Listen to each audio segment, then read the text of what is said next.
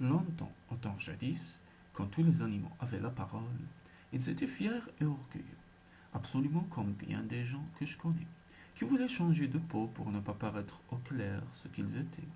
Il y en avait beaucoup qui combinaient pour leur papa, leur maman, leur bisaïeul, sortissent de grandes races pour paraître nobles et monter en grande place comme bien des blancs. Alors et pour lors, donc, lapins, macaques et paons, bourriquets et dindons, moutons et léopards avaient mis dans les gazettes qu'ils étaient seuls nobles parmi toutes les bêtes. Macaque s'était dénommé Grand Monsieur, le baron. Bourriquet signa le comte à Liboran. Dindon scanda son nom, gonfla comme un gros coffre. Entre D et I, mit une apostrophe. Mouton renia son père. À Paris, il foutit le camp dans un grand bureau où pour beaucoup d'argent on change votre nom. Moyen malpropre, ignoble, que prend le roturier pour devenir noble.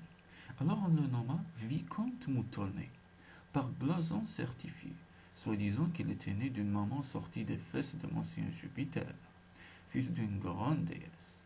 Léopard cria aussi. Il dit qu'il n'était pas bâtard, coupa son nom et signa le Hopard, en soutenant fièrement, furieux, en colère, que son nom était ainsi écrit dans le dictionnaire. Dès que Chia l'entendit, il commença à japper. Il se dit noble aussi, et son titre intact, en donnant son nom avec une grande adresse, il mit un gros deux, signe de la noblesse. De Chia. C'était beau. Après, pourquoi pas? Est-ce que chaque jour, dans un cas semblable, les gens ne tombent pas aussi bien que les bêtes? Différence, il n'y en a point. Topin vaut bien Morette. Quant à l'agouti, il dit: moi je suis bien plus que. Mon noblesse remonte au temps de Colo. Il n'y en a pas deux comme moi pour bâtir la cornette.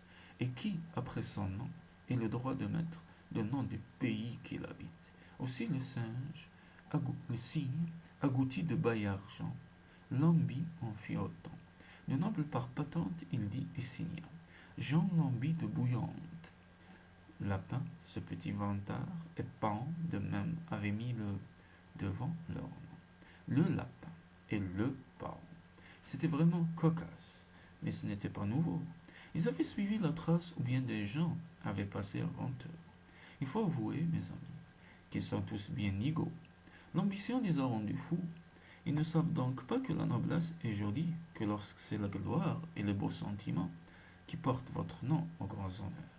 Les talents seuls comptent pour entrer en grande place, et il n'est pas besoin pour cela de sortir de grande race.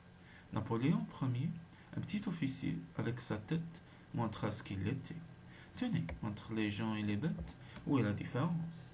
Tous sont les mêmes, ici comme en France. Depuis notre naissance, la vanité, l'orgueil, hélas, nous étouffent jusqu'au fond du cercueil. Hélas, nous faut oublier comme un rêve que nos pères et mères étaient Adam et Ève, des anoblis en plein par un stigmate éternel qui les jeta dans le péché originel. Après tout cela, il faudra nous aurons beau dire et faire, que nous soyons nobles ou non, allez tous en terre.